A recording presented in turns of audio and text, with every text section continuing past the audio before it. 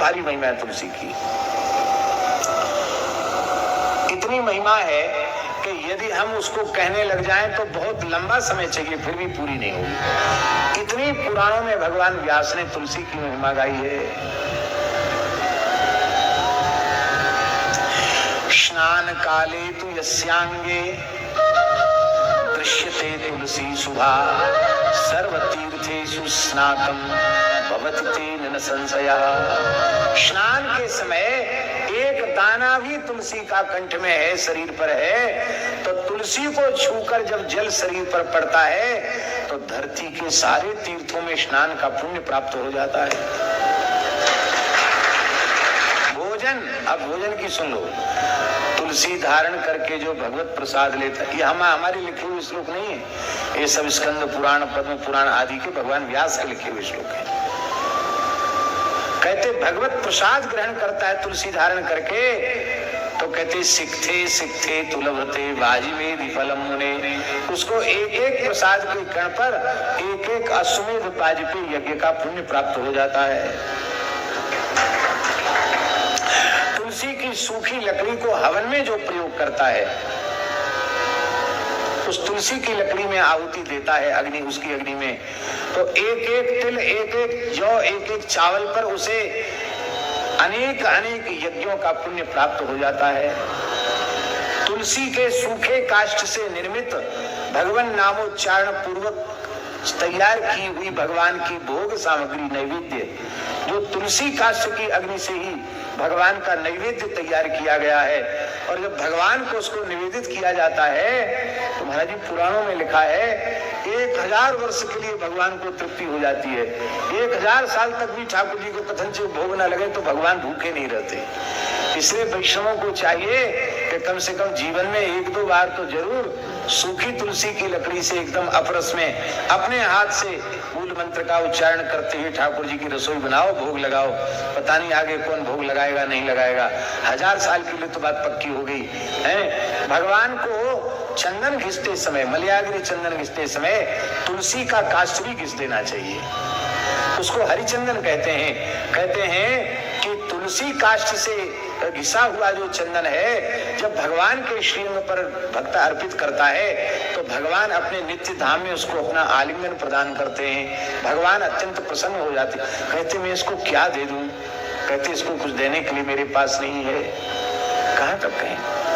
या दृष्टा निखिलाग संग समनी, जो तुलसी दर्शन मात्र से पापों को नष्ट करती है। स्पृष्टा पुष्पावनी, स्पर्श से शरीर को पवित्र करती है। ये शरीर चाहे जितना पवित्र रखो, कुछ न कुछ अशुद्धि इसमें रहती है। मलमूत्र ही है शरीर में, और है क्या? तो तुलसी धारण करने के बाद ही भगवान का स्पर्श करना चाहिए। हमारे वृंदावन में रंग मंदिर है, वहाँ दक्षिण के सब पुजारी हैं, वो हमेशा तुलसी नहीं पहनते, पर भगवान रंगनाथ की सेवा में तुलसी की मालाएं, पंचमाला, कमलाक्ष तुलसी पहन लेते। हमने पूछा उनसे, आप लोग हमेशा नहीं पहनते, पूजा के समय क्यों पहनते हो? उन्होंने कहा बिना तुलसी धारण किए भगवत विग्रह का स्पर्श करने से भगवान के श्री मूर्ति को खंडित करने का पाप लगता है, क्योंकि बिना तुलसी धारण किए भगवान के विग्रह को स्पर्श की योग्यता प्राप्त नहीं होती है। तुलसी धारण से ही पवित्रता आती है। यज्ञोपवीतवद्धार्या कंठे तुलसी मालिका क्षणार्धम तद्विहीनोपि विष्णुद्रोही भवे नरः। पुराणों में लिखा है जैसे द्विजाति को यज्ञोपवीत निष्ठा पूर्वक धारण करना चाहिए, ऐसे ही वैष्णव मात्र को कंठी धारण करना चाहिए। आधे क्षण कंठी से तुलसी से विहीन कंठ हो गया तो भगवत द्रोही के तुल्य हो जाता है। तुलसी की बड़ी भारी महिमा है। शरीरम दह्यते येषाम तुलसी काष्ठ बन्धिना न तेषाम पुनरावृत्ति विष्णु लोकात् कथंचन। जिनके शरीर का अंतिम संस्कार तुलसी की सूखी लकड़ी से किया जाता है, वो विष्णु लोक से लौट कर नहीं आते हैं। इसलिए या दृष्टा निखलाग संग समनी स्पृष्टा पुष्पावनी रोगाणाम विवंदिता निरसनी। तुलसी में नित्य जल चढ़ाओ, तुलसी को साष्टांग प्रणाम करो, तो शरीर में कोई असाध्य रोग कभी जीवन में उत्पन्न ही नहीं होगा। रोगाणाम अभिवंदिता निरसनी सिक्तांत कत्रासनी। जो तुलसी जी में नित्य जल चढ़ाता है उससे जमराज को भय हो जाता है। कहते भाई चित्रगुप्त लिखो, इसकी बही खाता देखो, अब इसने तुलसी में जल चढ़ाना शुरू कर दिया है, अब ये नरक तो आएगा नहीं, तो बेकार कागज क्यों भरे, इसका खाता फाड़ के फेंक दो। हैं सिक्तांत कत्रासनी प्रत्याशक्ति विदायिनी भगवत कृष्ण से संरोपिता। जो तुलसी का दान करता मानो उसने भगवान का ही दान कर दिया।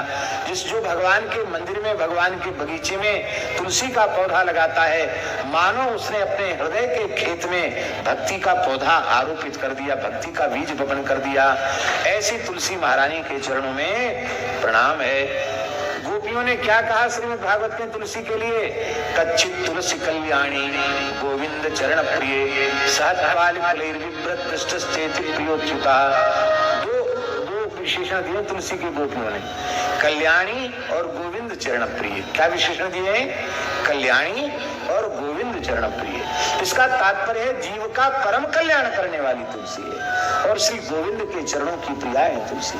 भगवान के आप प्रिय बनना चाहते हो तो तुलसी की उपासना करो, तुलसी धारण करो, श्रद्धा पूर्वक तुलसी धारण करो। रुद्राक्ष की भी महिमा है। पुराणों में जैसे तुलसी की महिमा है, ऐसे ही पुराणों में रुद्राक्ष की भी महिमा है। बहुत से लोग कहते हैं कि तुलसी पहने वाले रुद्राक्ष पहने कि न पहने, रुद्राक्ष पहनने वाले तुलसी पहने कि न पहने, ऐसा प्रश्न बहुत से लोग करते हैं। उसके संबंध में शास्त्रीय समाधान तो ये है कि दास ने अब तक जितने मूल आर्ष ग्रंथों का मूल पारायण किया है, हमको कहीं ऐसा निषेध वचन प्राप्त नहीं हुआ कि तुलसी पहनने वाले को रुद्राक्ष नहीं पहनना चाहिए या रुद्राक्ष पहनने वाले को तुलसी धारण नहीं करनी चाहिए।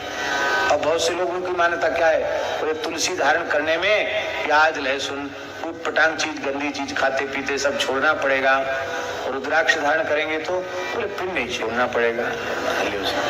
आप लिंग पुराण उठाओ, स्कंद पुराण उठाओ, शिव पुराण उठाओ, उसमें लिखा है रुद्राक्ष धारण करने वाले को भी अपवित्र आहार त्यागना चाहिए। जो मर्यादा तुलसी की है वही मर्यादा रुद्राक्ष की है। वैष्णव के चिन्ह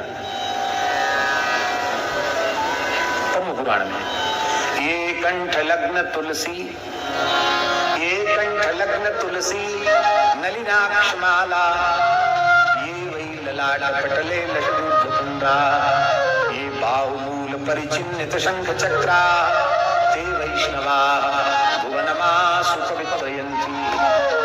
अब अक्षमाला माने क्या है?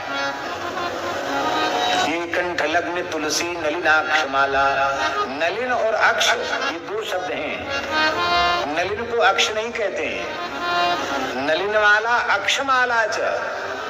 अक्षमाला माने रुद्राक्ष ही है, यद्यपि लोग उसका अर्थ करते नहीं है, नलिनाक्ष में सीधे कमलाक्ष कर देते हैं, पर नहीं, कमल गट्टा भी है और रुद्राक्ष भी है। लेकिन अपना अपना एक आग्रह होता तो रुद्राक्ष को मना करते, भाई मना करते तो मत धारण करो। हम तो कहते कोई झगड़े की बात नहीं, आपके गुरुजी ने आपको जो आज्ञा दी हो वही करो, सबसे बढ़िया बात। श्री